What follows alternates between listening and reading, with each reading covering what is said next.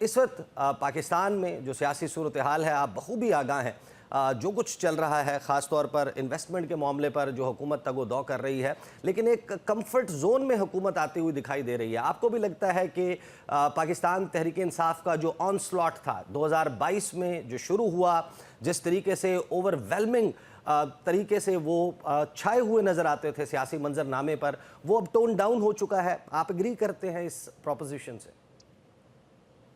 देखिए, फिलहाल तो ये हुआ है और उसकी बड़ी वजह जो है वो तहरीक इंसाफ के अंदर जो लीडरशिप लाई गई, यानी शिबली फराज, सलमान अकरम राजा, शेख वकास, जो पॉलिटिकली बोने थे, पॉलिटिकल पिगमीज थी, जब उनको जिम्मेदारियां मिली तो उन्होंने जो तहरीक इंसाफ का जो स्ट्रक्चर था उसको भी शदीद नुकसान पहुंचाया। जिस तरह आज कल खान साहब ने कहा कि आप तो इसको ऐसे चला रहे हैं जैसे आप कोई क्लासरूम चला रहे हैं और आप मास्टर हैं। हम्म। और दूसरा, जो उनके साथ अलायंस का मामला था वो तबाह बर्बाद हो गया। सो इसमें तो कोई शुबा नहीं कि फिलहाल तो ये लग रहा है कि जो हुकूमत है उसको फायदा हुआ है कि अपोजिशन जो है वो कमजोर हुई है, और फिर पाकिस्तान के अंदर जो बर्बरियत, फस्तायत और जो जुडिशरी जिस तरह से फतह हुई, वो भी जो चीजें हैं वो भी हमारे सामने है। एक तरफ आप समझिए कि माइट है हुकूमत की और दूसरी तरफ नालायकियां हैं पीटीआई की। नहीं, ये इन माइट दोनों तो की वजह से रियासत की, हुकूमत की, रियासती मशीनरी, हुकूमत, ये सब कुछ तो 2022 में भी था, 2023 में भी था, 2024 में भी था, all along. All of a sudden जी 2025 ये एक बिल्कुल डिफरेंट मंजरनामा पेश कर रहा है। नहीं, लेकिन ऐसा ये फेजेस है। मैं आप कहना ये चाह रहा था कि एक तरफ तो माइट है हुकूमत की और दूसरी तरफ जो है वो पीटीआई की लीडरशिप की नालायकियां हैं, और इन दोनों से मिलके ये तासुर बन रहा है कि शायद कोई ये टोन डाउन हो गया, या जैसे आपने कहा। लेकिन देखिए, ये एक फेज है।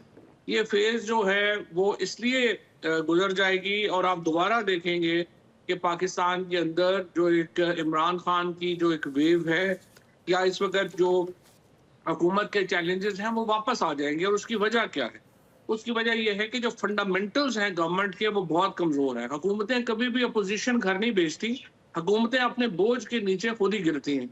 इस हुकूमत का जो फंडामेंटल प्रॉब्लम है वो है लेजिटिमेसी, जो कि जो है वो उनको अभी तक तमाम एफर्ट के बावजूद उनको जो है वो लेजिटिमेसी का प्रॉब्लम जो है वो उनका हल नहीं हो रहा, वो बढ़ता जा रहा है।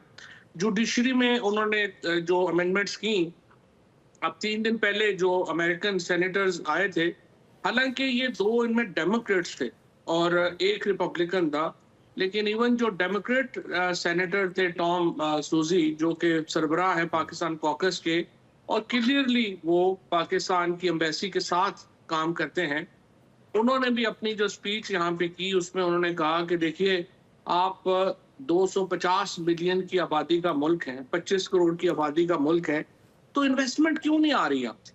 उन्होंने कहा देखिए, हुकूमतें के कहने से इन्वेस्टमेंट नहीं आती, प्राइवेट इन्वेस्टमेंट। अगर आपने प्राइवेट इन्वेस्टमेंट अनलीश करनी है तो आपको जुडिशरी के स्टैंडर्ड्स बेहतर करने होंगे, और जिन मुल्कों के बारे में ये तासुर हो कि वहाँ जुडिशरी जो है वो मजबूत नहीं है और जुडिशरी जो है is a subservient of executive, वहां पर इन्वेस्टमेंट्स जो हैं वो नहीं आया करती। अब ये एक सही। बाहर के सेनेटर जिनका कोई ताल्लुक नहीं है पीटीआई की मूवमेंट से और एक्चुअली कोई सिंपैथी भी शायद नहीं है, वो ये बात कह रहे हैं।